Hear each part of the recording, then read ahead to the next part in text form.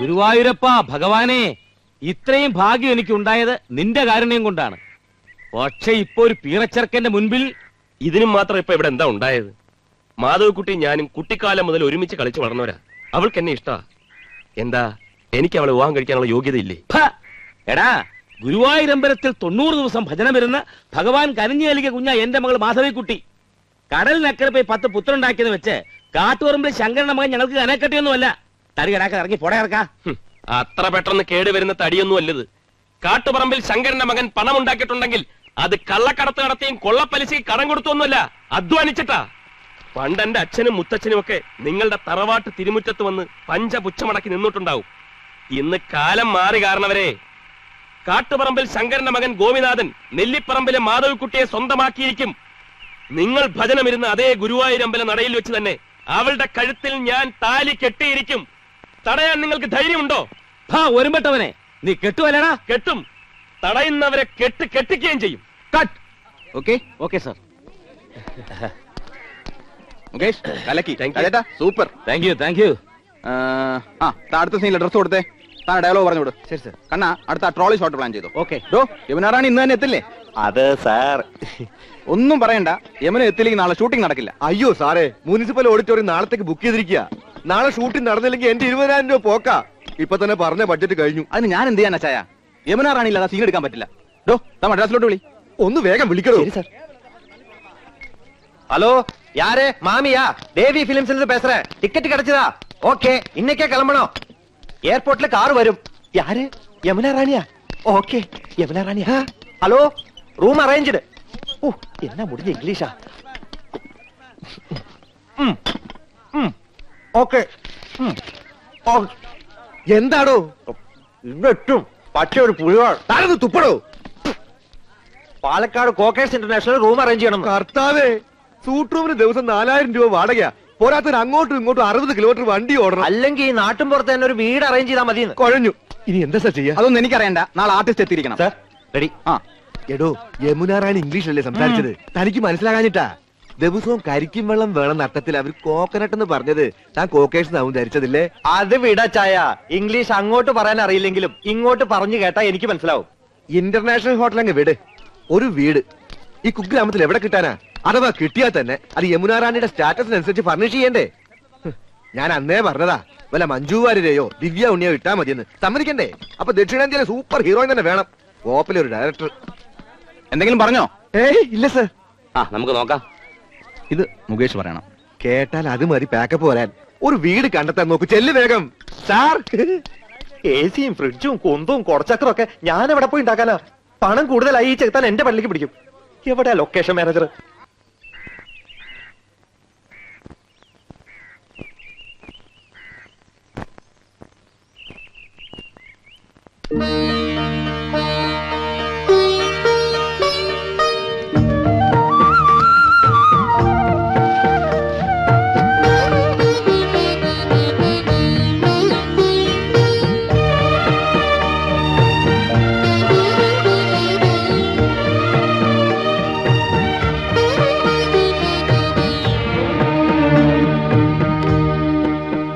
ഇന്നലത്തെ ഹോംവർക്ക് എല്ലാവരും ചെയ്തു കഴിഞ്ഞല്ലോ. ഇംഗ്ലീഷും ഹിന്ദിയും മാത്രം പഠിച്ചാ പോരാ, മാതൃഭാഷയും നന്നായി വശമാക്കിയിരിക്കണം. ആദ്യം വ്യക്തി നന്നാവണം, എങ്കിലേ കുടുംബം നന്നാവൂ. കുടുംബം നന്നായ സമൂഹം നന്നാവൂ. സമൂഹം നന്നായ രാജ്യം നന്നായി. രാജ്യം നന്നായ ലോകം നന്നാവുന്നു. വസുധൈവ കുടുംബകം. മുൻഷി പരമേശ്വരൻ പിള്ള, ശാന്തി നിലയത്തിലെ കുടുംബനാഥൻ, മാതൃഭാഷാ സ്നേഹി, ഗാന്ധിയൻ, ആദർശവാദി.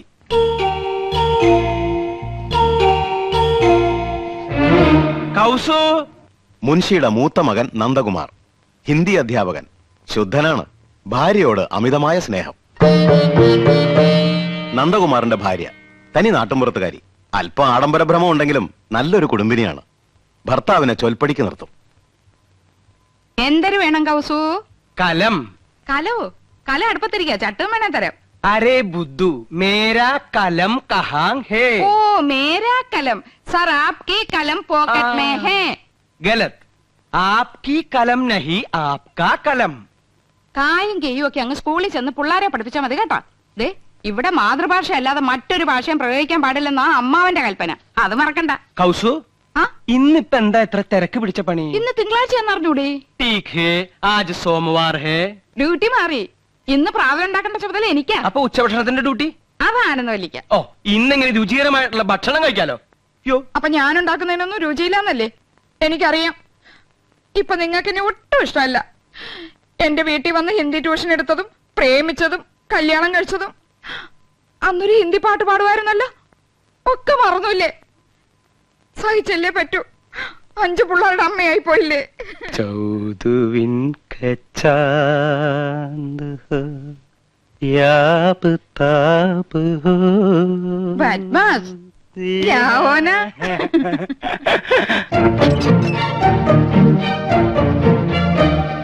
മുൻഷിയുടെ രണ്ടാമത്തെ മകൻ കൃഷ്ണകുമാർ ഒരു സിനിമാ നടനാകണമെന്നായിരുന്നു മോഹം. പക്ഷേ ഇപ്പൊ കോടതിയിൽ ഗുമസ്തൻ. കൃഷ്ണകുമാറിന്റെ ഭാര്യ നാട്ടുംപുറത്തുകാരി, പൊങ്ങച്ചക്കാരിയാണ്. 10ാം ക്ലാസ് വരെ പഠിച്ചു എന്നൊരു ഹുങ്കുമുണ്ട്.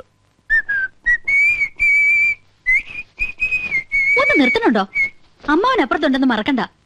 ഏത് നേരം ഒരു ചൂളോടി. ഇത് ഏത് പാട്ടാണെന്ന് നിനക്കറിയാമോ?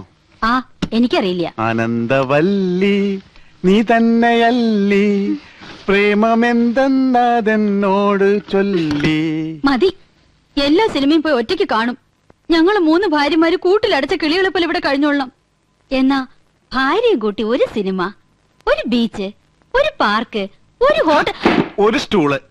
കണ്ണും പരട്ടം കാണാൻ പാടില്ലാത്ത നീ എങ്ങനെ ഒരു സിനിമയും ഒരു ബീച്ചും ഒരു പാർക്കും കാണുന്നത്? ഇപ്പൊ കാണാമോ? ഈ കണ്ണട മാറ്റാറായെന്ന് വിചാരമല്ലോണ്ടോ നിങ്ങൾക്ക്? 3 മാസം മുമ്പല്ലേ ഇത് മാറ്റിയത്? അവർ കുറഞ്ഞു. ഒരു കോണ്ടാക്ട് ലെൻസ് വാങ്ങിത്തരാൻ തോന്നിയില്ലല്ലോ.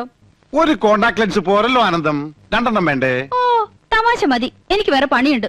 അറിയാം, ഇന്ന് നിനക്കല്ലേ ഉച്ചഭക്ഷണത്തിന്റെ ഡ്യൂട്ടി. കാലാകുമ്പോ കയ്യും കഴിയും വന്നിരുന്നാ മതിയല്ലോ. അതെങ്ങനെയാ ഉണ്ടാവുന്ന അറിയോ? 3 പെണ്ണുങ്ങൾ അടുക്കള കിടന്ന് നരയിക്ക. വിറക് കത്തിച്ച് അമ്മിയിലരച്ചും കല്ലിലാട്ടി ഒക്കെ മടുത്തു. എന്നാ ഭാര്യമാരല്ലേ, അവരുടെ അധ്വാന ഭാരം ഒന്ന് കുറയ്ക്കാൻ ഒരു ഗ്യാസ്, ഒരു മിക്സി, ഒരു ഗ്രൈൻഡർ, ഒരു ഫ്രിഡ്ജ്, ഒരു... എന്നാ തുച്ഛശമ്പളക്കാരായ ഭർത്താക്കന്മാരല്ലേ ചെലവ് കുറക്കാൻ വേണ്ടി ഒരു സാരി, ഒരു മാല, ഒരു വള, ഒരു കുട്ടി, ഒരു നേരത്തെ ആഹാരം, ഇതൊക്കെ മതിയെന്ന് നിങ്ങളും വിചാരിച്ചില്ലല്ലോ. ദേ നിർത്തണുണ്ടോ? എന്നെ കൊണ്ടൊന്നും പറയിക്കണ്ട. ഞങ്ങൾ 3 പെണ്ണുങ്ങളിൽ നിന്ന് പുകയ്യ. എന്റെ ഷർട്ടും കിടന്നു പോയിരുന്നു. അയ്യോ,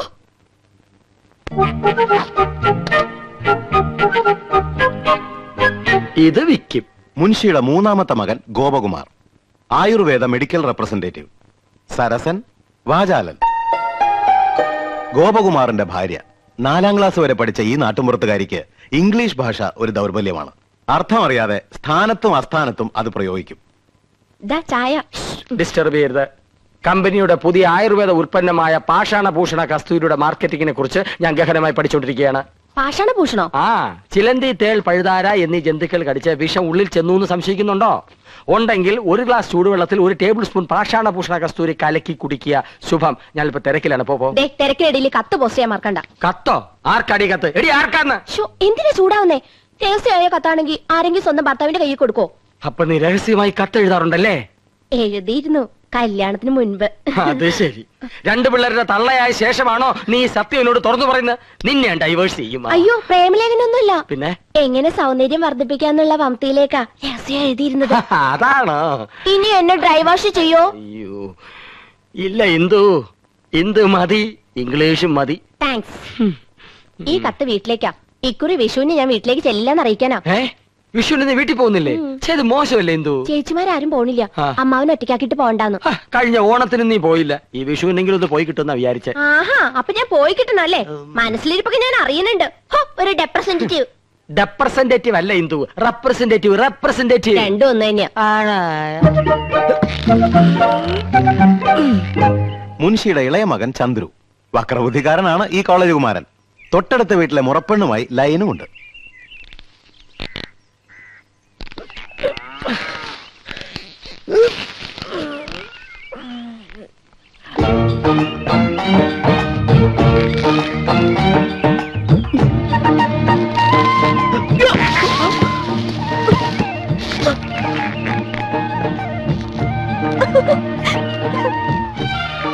ചന്ദ്രു കോളേജിൽ പോകാറായി. കസർത്തിനും കഴിഞ്ഞില്ലേ? കഴിഞ്ഞു.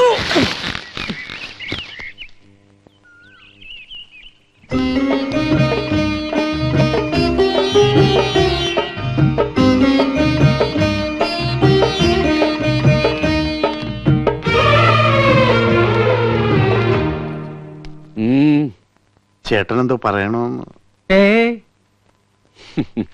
നന്ദകുമാരൻ എന്തോ പറയാനുണ്ട്. അർദ്ധോക്തിയിൽ വിരമിക്കണ്ട, പൂർണ്ണമാക്കിക്കോളൂ. കൃഷ്ണനും ഗോപനും സ്വന്തമായിട്ട് വണ്ടിയുണ്ട്. എനിക്കും ഒന്ന് വാങ്ങിയാലോന്ന്. സെക്കൻഡ് ഹാൻഡ് പോരെ? മതി. അപ്പൊ ശകടമാണ് വിഷയം. ഗോപകുമാരന്റെ ഒപ്പല്ലേ നീ എന്നും പോണത്? നിന്നെ സ്കൂളിൽ വിട്ടിട്ട് അവനെ ഓഫീസിൽ പോയാ പോരെ? അതിന് 2 ശകടങ്ങട് വേണോ? അല്ല അച്ഛാ, പോണ വഴിക്ക് 1-2 ട്യൂഷൻ ഒത്തു വന്നിട്ടുണ്ട്. ആയിക്കോട്ടെ, അത് കഴിഞ്ഞ് ബസ് പോവാലോ. ആ വഴിക്ക് ഇഷ്ടം പോലെ ബസ് ഉണ്ട്.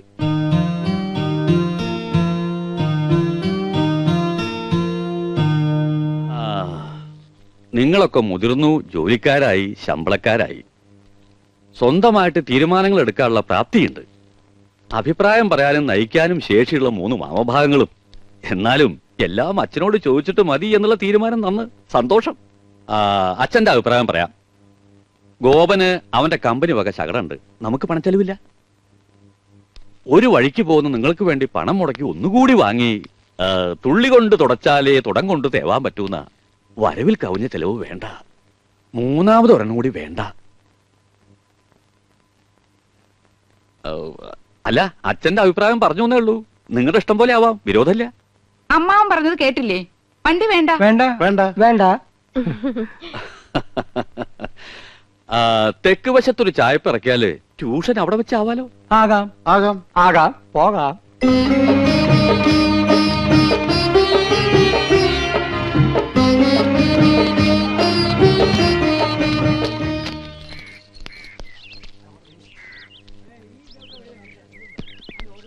മാളേക്കിൽ വീട് പെയിന്റ് ചെയ്യണ്ടല്ലോ. പുതിയ താമസക്കാര് വരികയായിരിക്കും. വിട് വിട്.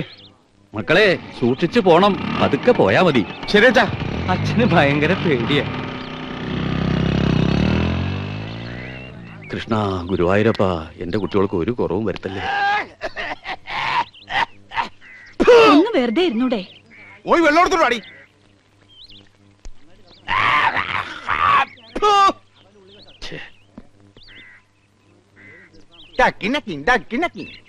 ചൊട്ടയിലെ ശീലം ചുടല വരെ.